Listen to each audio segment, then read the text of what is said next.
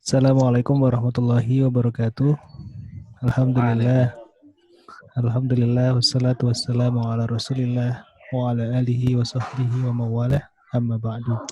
Alhamdulillah, eh, saudara-saudaraku, Bapak Ibu, para pemirsa sekalian, Alhamdulillah, kita haturkan kepada Allah Subhanahu Wa Taala atas kesempatan yang diberikannya kepada kesempatan sore hari ini, sehingga kita bisa berjumpa dalam forum yang insya Allah mubarakah di sore hari ini menjelang atau menyambut Ramadan ya 1441 Hijriah yang insya Allah akan kita jumpai tidak lama lagi.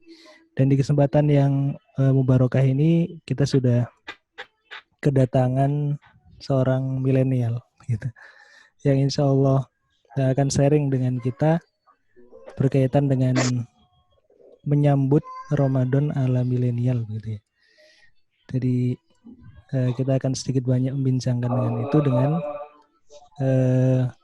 sahabat kita, sahabat soleh kita yang dikenal di publik sebagai Kak Ros, bukan Kak Rosnya Upin Ipin ya. Kak Ros gitu. Nama aslinya Kak Rosyid. Assalamualaikum Kak Rosyid. Waalaikumsalam warahmatullahi wabarakatuh. Alhamdulillah. Salam. Sehat nih ya Kak Rosyid? Alhamdulillah sehat. Alhamdulillah. Ini insya Allah Kak Rosyid akan sharing-sharing dengan kita di sore hari ini seputar menyambut Ramadan ala milenial. Oke, langsung aja ke Kak Rosyid ini. Mungkin bisa sedikit diceritakan nih, apa istimewanya Ramadan kali ini sehingga milenial harus punya sambutan yang khusus gitu ya. Tafadhol, Kak Ros. Saya buka dulu ya. Bismillahirrahmanirrahim. Assalamualaikum warahmatullahi wabarakatuh. Waalaikumsalam warahmatullahi wabarakatuh. Alhamdulillahilladzi anzala sakinata fi qulubil mu'minin liyazdadu imanan ma'a imanihim. Asyhadu an la ilaha illallah wahdahu la syarikalah wa asyhadu anna Muhammadan abduhu wa rasuluhu la nabiyya wa la rasula ba'da.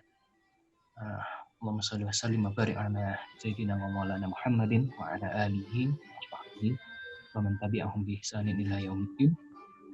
Qala Allah ta'ala fi kitabil karim, a'udzu billahi minasyaitonir rajim. Bismillahirrahmanirrahim. Ya ayyuhalladzina amanu kutiba 'alaikumus shiyam kama kutiba 'alal ladzina min qablikum la'allakum tattaqun.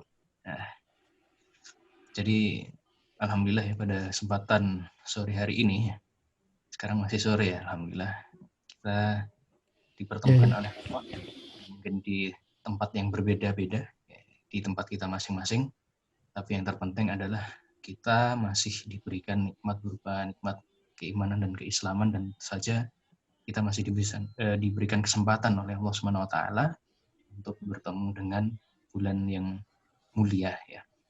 Tamu Allah yang mulia yaitu bulan Ramadan. Tapi sebelum saya masuk ke pengalaman dan penjelasan dari saya, mungkin tadi hostnya itu belum kenalan nih kayaknya. Iya.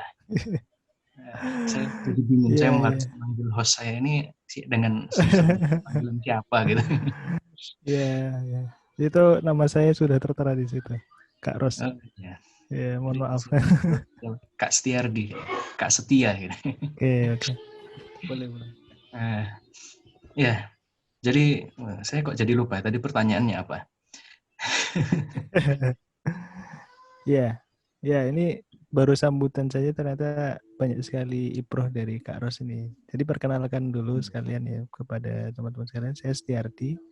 Ya tidak sepenting Kak Ros ya. Jadi perkenalannya singkat saja. Seperti itu. Nah, pertanyaan begini Kak Ros. Ini kan kita sudah mau tinggal berapa jam ini ya? Tinggal hitungan menit nggak? Genap 1 jam insya Allah kita sudah masuk Ramadan nih Kak Ros. Insya Allah. Nah, dengan tema apa? Sambut Ramadan ala milenial itu, terlebih di kondisi yang seperti sekarang gitu ya. Apa sih yang unik di sambut Ramadan kali ini, terkhususnya bagi para milenial begitu? Iya. Bismillahirrahmanirrahim.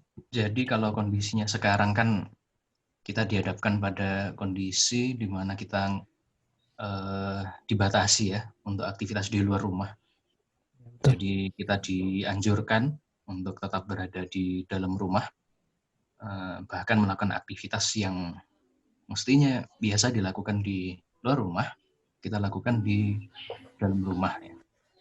Jadi bahkan aktivitas seperti orang-orang yang ada di kantor, kemudian bahkan anak-anak sekolah, anak-anak kalau mahasiswa bukan anak-anak lagi, kalau mahasiswa perkuliahannya di rumah begitu ya, menggunakan media seperti yang kita gunakan.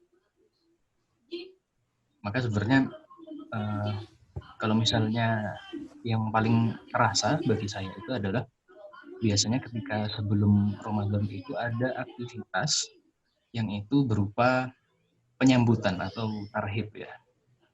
Yang mana tarhib ini biasanya dilakukan dengan aktivitas pawai begitu, mengitari tempat-tempat umum yang dalam rangka untuk mengingatkan masyarakat dengan tujuan agar kita semua bisa mempersiapkan bulan Ramadan ini dengan baik.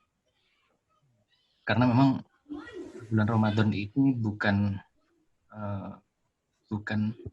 apa istilahnya, ketika kita menjalani bulan Ramadan, sebenarnya aktivitas Ramadan itu tidak dimulai ketika tanggal 1 Ramadan sebenarnya. Tetapi justru aktivitas yang kita lakukan untuk Ramadan itu dilakukan jauh-jauh hari. Jauh hari sebelum Ramadan itu tiba. Jadi kalau misalnya kita ibaratkan bulan Ramadan itu seperti apa ya? Karena kebetulan saya punya pengalaman berkecimpung di dunia seni, wabil khusus seni musik gitu ya. Maka saya benar-benar mengalami masa-masa ketika yang namanya menampilkan atau menyajikan musik itu kan pasti durasinya ya segitu-segitu aja. 15 menit, 30 menit, atau paling lama 1 jam, atau sekian jam gitu. Padahal sebenarnya persiapan yang dilakukan sebelum itu, sebelum kita mulai menyajikan itu di hadapan orang-orang, itu persiapannya lama banget. Ya anggapannya kalau misalnya kita total durasi waktu yang kita perlukan untuk latihan dibandingkan dengan durasi yang kita gunakan untuk penampilan, itu bisa jadi 2-4 kali lipat. Jadi misalnya tampilnya 15 menit, maka latihannya sampai 1 jam waktu akumulasi. Kalau tampilnya 1 jam, 4 jam, misalnya seperti itu. Nah, jadi yang namanya bulan Ramadan itu persiapannya tidak ujuk-ujuk ketika bulan Ramadan masuk, kita baru siap-siap gitu. Tapi mestinya ketika kita sebelum bulan Ramadan, kita sudah persiapan. Persiapan itu kalau yang kita ketahui ya, bahwasannya ketika kita masuk bulan Rajab, maka kita sering ya mendengar misalnya ada doa-doa yang biasa diserukan, baik itu di masjid-masjid atau di majelis zikir. Mabarik lana fi Rajaba wa Sya'bana wa ballighna Ramadan. Nah, kurang lebih sebenarnya yang standar ya persiapan menuju bulan Ramadan itu adalah dari bulan Rajab. Jadi misalnya ketika Ramadan itu sebenarnya kita ingin ngapain sih? Apa yang ingin kita capai? Gitu ya. Kadang ketika kita menjumpai bulan Ramadan itu kan terlebih ketika kita melihat bulan-bulan Ramadan yang di tahun-tahun sebelumnya ya. Jadi Ramadan tahun-tahun sebelumnya itu kita misalnya punya target. Kita punya target. Tapi ternyata target itu belum terpenuhi. Belum terpenuhi di bulan Ramadan kemarin. Makanya akhirnya kita di akhir Ramadan tahun lalu atau tahun-tahun yang lalu, kita akhirnya melakukan evaluasi ya. Kenapa sih kok saya nggak bisa menyelesaikan target-target saya yang kemarin? Nah, akhirnya gimana caranya itu semua disusun. Misalnya target menghatamkan Al-Quran misalnya. Target menghatamkan Al-Quran. Nah, kemudian dievaluasi ternyata kenapa kok nggak hatam-hatam? Karena terisi oleh aktivitas yang lain. Kenapa sih kok terisi oleh aktivitas yang lain? Sementara waktunya sudah diatur sedemikian rupa. Oh, berarti perencanaan penempatan waktunya kurang. Atau misalnya bukan perencanaan penempatan waktu ya, tapi lebih ke perencanaan plan. Jadi plan-nya tidak hanya plan A, B, C, D, tapi banyak plan. Sehingga gimana caranya kita bisa menyelesaikan target-target. Nah, misalnya target kita khatamkan Al-Quran, maka dari bulan Rajab itu kita juga untuk membiasakan diri membaca Al-Quran, kemudian apa istilahnya ya, membaca Al-Quran dengan istiqomah, kita benar-benar meluangkan waktu untuk baca Al-Quran. Atau misalnya ketika bulan Ramadan, kita evaluasi juga bulan Ramadan tahun lalu, kok kita kayaknya kurang produktif ya. Misalnya kurang produktif itu ternyata aktivitas kita di bulan Ramadan itu lebih banyak diisi dengan tidur misalnya, atau main game, atau misalnya nonton film. Biasanya kan terlebih kalau masa-masa ini, masa-masa karantina mandiri ini, karantina di rumah aja ini, kan saya punya banyak teman yang mereka menghabiskan waktunya dengan movie marathon. Dengan istilahnya, misalnya ada film seri itu ditonton dari awal sampai akhir dalam satu waktu. Jadi bahkan satu season itu diselesaikan dalam satu waktu. Jadi Masya Allah ya. Jadi sampai karena saking kurangnya aktivitas di masa-masa ini, masa-masa pandemi ini, sampai digunakan aktivitas yang seperti itu. Jadi kembali ke persiapan ya, persiapan bulan Ramadan, jadi banyak hal-hal yang bisa kita siapkan menjelang bulan Ramadan. Nah, jadi kurang lebih kalau berkaitan dengan hal-hal yang tadi, misalnya kita tidur. Kalau tidur kan salah satu hadis yang disampaikan oleh Rasul itu kan bahwasannya orang yang melakukan ibadah di bulan Ramadan itu dilipat gandakan. Bahkan sampai-sampai yang namanya aktivitas tidur itu ada balasannya, ada pahalanya. Tapi tentu saja kan yang namanya aktivitas ibadah itu kalau kita melihat, kita umpamakan ya, ada makanan apa yang enak. Nah, biasanya analoginya ini, ada dua makanan ayam gitu ya. Yang satu ayam crispy dan yang satunya lagi adalah ayam bakar. Nah, jadi ada dua makanan itu, kita tentu saja ya akan sangat akan sangat sia-sia jika kita bisa mendapatkan yang terbaik, tapi kita justru memilih yang istilahnya tidak lebih baik. Ada ayam bakar, kita ngambilnya ayam crispy. Yang notabene memasak ayam crispy itu prosesnya ya begitu-begitu saja. Atau lebih tepatnya, memasak ayam crispy itu tidak memerlukan waktu yang lama dan secara nilai gizi, nilai istilahnya kenikmatan itu beda dengan ayam bakar. Nah, kalau misalnya ada amalan antara tidur, kemudian nonton film, main game dengan membaca Quran, atau kita nonton kajian, atau misalnya kita melakukan aktivitas yang lain yang lebih bermanfaat, misalnya kita bersih-bersih rumah ya, atau misalnya kita baca buku. Nah, maksudnya kita pilih aktivitas yang lebih bermanfaat dong. Ya, jadi kurang lebih seperti itu. Persiapan ya, tadi pertanyaannya kan berkaitan dengan persiapan sebelum kita masuki bulan Ramadan. Ini bulan Ramadannya tinggal sebentar lagi nih. Nah, jadi gitu Kak Setia. Oke, terima kasih. Sharingnya Masya Allah ya. Kita baru berjalan mungkin sekitar 10 menit ya, tapi sudah banyak hal atau ibroh yang kemudian kita dapat. Di antaranya tadi kalau saya coba mereview ya Kak ya, bahwa ketika orang mau perform itu ternyata persiapan sebelumnya jauh lebih lama gitu ya. Ini pelajaran banget ini. Jadi benar, jadi Ramadan itu cuma 30 hari dari 1 tahun, dari 11 bulan yang lain gitu ya. Tapi ya inilah waktu kita perform gitu. Jadi memang kalau bagi teman-teman yang mungkin sebelumnya sudah persiapan, insya Allah akan menjadi Ramadan ini akan menjadi performa yang hebat. Nah, ini ada pertanyaan lebih lanjut nih Kak Ros. Semisal nih, Nah, semisal teman-teman milenial ini kan biasanya generasi yang ya bisa dibilang banyak orang yang ngomong generasi instan gitu. Generasi instan ya. Gimana tips-tips bagi teman-teman yang belum sempat persiapan mungkin di bulan-bulan sebelumnya, Rojab belum persiapan puasa, belum latihan puasa, kemudian belum memperbanyak tadarus dan sebagainya. Ini gimana nih Kak Ros? Tipsnya buat teman-teman yang katakanlah belum persiapan sebaik itu gitu.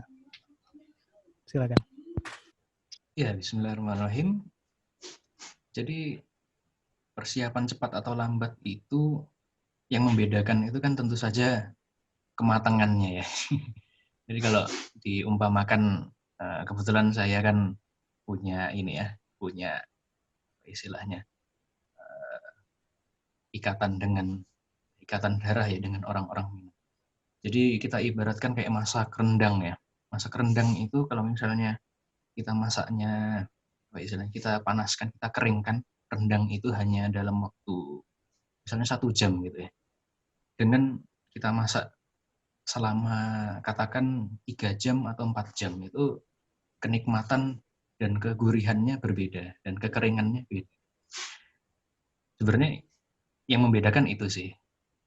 Tapi bagaimana dengan kalau misalnya ternyata ya anggapannya apa ya istilahnya, ternyata masak rendang itu kita nggak ada waktu untuk masak. Misalnya kita kedatangan tamu nih, ternyata tamunya udah datang jauh-jauh, misalnya dari Padang tiba-tiba datang ke Malang. Maka apa yang kita lakukan ya mau nggak mau kita pertama yang terpenting itu memang niat ya. Niat ini adalah sesuatu maksud ya. Maksud dari perbuatan yang akan kita lakukan dan maksud itu menyertai perbuatan tersebut. Misalnya kita ingin niat itu yang terpenting itu kan lillahi ta'ala yang pertama, dan yang kedua itu karena niatnya lillahi ta'ala maka tentu saja lillahi ta'ala itu adalah gimana caranya supaya amalan kita terima, maka kita menjalankan syariatnya. Kalau tadi analoginya rendang, maka upaya kita untuk menjalankan syariat itu adalah kita berusaha semaksimal mungkin agar kita bisa memberikan yang terbaik. Walaupun mungkin nanti hasilnya pun kita nggak tahu apakah lebih baik dari yang persiapannya lebih lama. Kalau tadi analoginya masak rendang, apakah lebih baik dari masakan yang lebih lama. Pertama niat. Dan kemudian yang kedua adalah lingkungan ya, lingkungan yang support kita. Kita berada di lingkungan yang mana itu sangat berpengaruh bagi kita. Anggapannya kalau tadi misalnya memasak rendang, maka lingkungan yang mendukung itu misalkan itu seperti ini. Waduh, kita harus cepet nih. Maka gimana caranya orang-orang yang ada di sekitar kita itu bisa mendukung kita, mensupport kita untuk mempercepat proses masak rendang itu tadi. Jadi misalnya kita beli bahan, nah ada orang di lingkungan kita bagian beli bahan, misalnya di keluarga yang apa istilahnya, yang beli bahannya anak-anaknya, yang ibunya bagian apa istilahnya ya, motong-motong bagiannya tuh. Kemudian bapaknya yang bagian masak misalnya. Karena kebetulan dari keluarga saya yang bapak saya yang orang Minang begitu ya.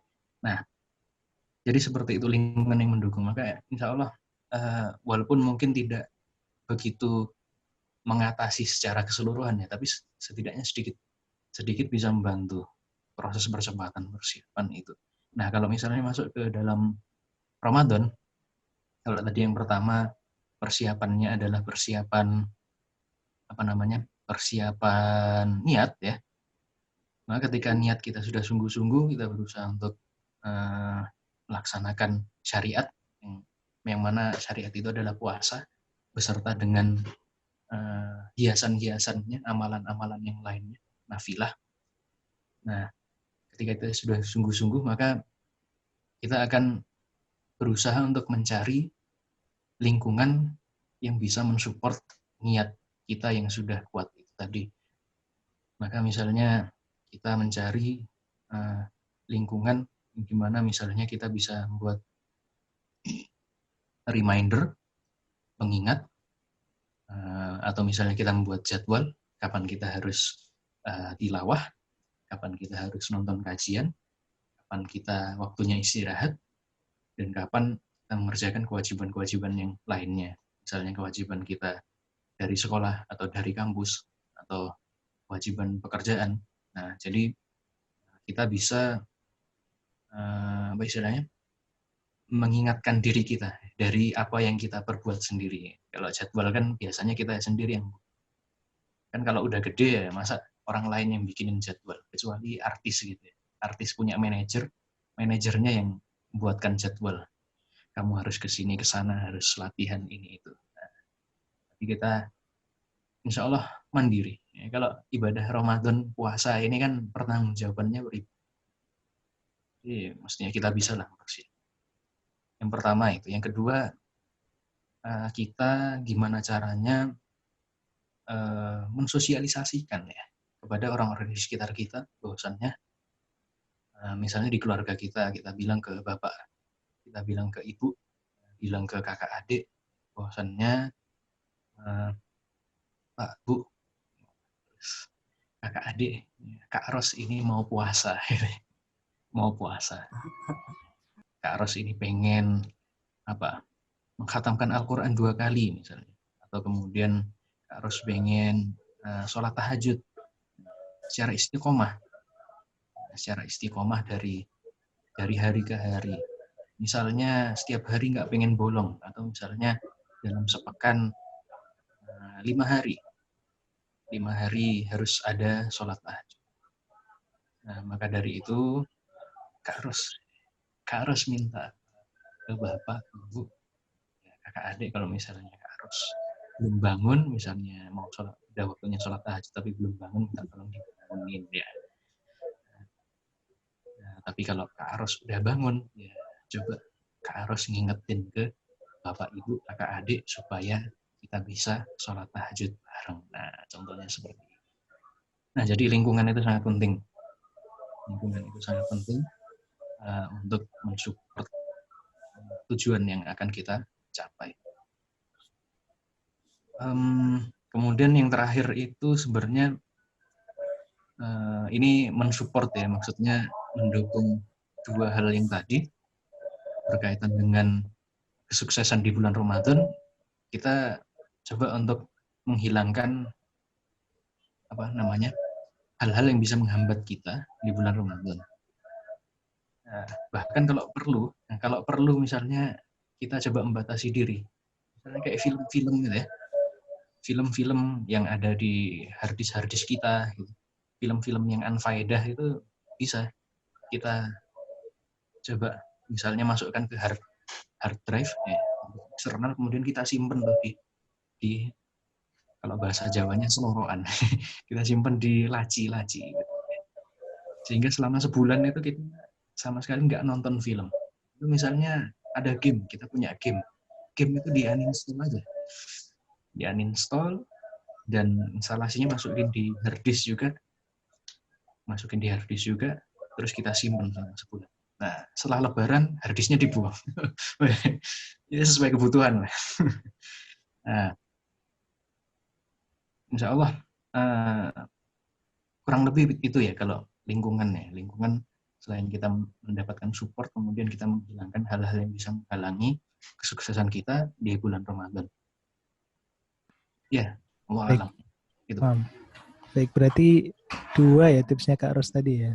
Jadi pertama niat yang lurus, kemudian kedua lingkungan yang mendukung begitu Kak Ros ya. Betul ya Kak Ros gitu ya? Ya. Baik, Masya Allah sekali ya. Ya memang sebelum amal itu harus ada niat. Bersama amal juga ada niat, pasca amal juga harus menjaga niat begitu ya. Ini ada satu pertanyaan lagi Kak Ros, mungkin pertanyaan penutup nih. Pesan-pesan Kak Ros untuk kaum milenial dalam menjalankan ibadah puasa Ramadan. Pesan-pesan pamungkasnya ini. Silakan. Iya, Bismillahirrahmanirrahim. Ini wabil khusus pesan juga ya untuk saya pribadi, bahwasannya Ramadan tahun ini beda dengan Ramadan sebelumnya ya. Dimana pada Ramadan sekarang kita harus membatasi diri, nggak banyak keluar rumah begitu ya. Ya tentu saja kalau dalam hal ini misalnya di rumah itu nggak ada perempuannya, maka di rumah itu kita harus bisa persiapan begitu ya. Misalnya sebelumnya udah belajar masak, ya alhamdulillah. Kalau misalnya belum, ya kita cari cara lain supaya ketika sahur berbuka itu semuanya masih tersedia. Tapi sebenarnya bukan itu pesan dari saya. Pesan dari saya adalah insya Allah sama sebagaimana teman-teman rekan-rekan saya yang lain nyampaikan, bahwasannya anggap ini adalah Ramadan kita yang terakhir. Karena apa? Ya sebagaimana kalau misalnya teman-teman ya, rekan-rekan sekalian, kata sapaannya siapa sih? Ya teman-teman sekalian, ya kalau misalnya kita sering nonton film ya, biasanya kan yang namanya ketika seorang itu sebelum melakukan perpisahan itu dia pasti akan memberikan yang terbaik kepada orang yang akan ditinggalkan. Atau misalnya, atau biasanya ungkapan seperti ini, sesuatu itu baru bisa dirasakan berharganya ketika dia sudah tiada. Gitu. Nah, maka kita coba pasang mindset ini di dalam benak pikiran kita, bahwasannya anggap ini adalah Ramadan yang terakhir. Sehingga ketika kita menganggap ini adalah Ramadan yang terakhir, kita akan memberikan sesuatu yang terbaik bulan Ramadan ini. Tidak seperti bulan-bulan sebelumnya. Kalau misalnya bulan sebelumnya sudah baik, maka ya kita tingkatkan lagi kebaikan. Kalau bulan sebelumnya masih belum maksimal, kita jadikan bulan ini menjadi lebih maksimal, insya Allah. Ya gitu kan.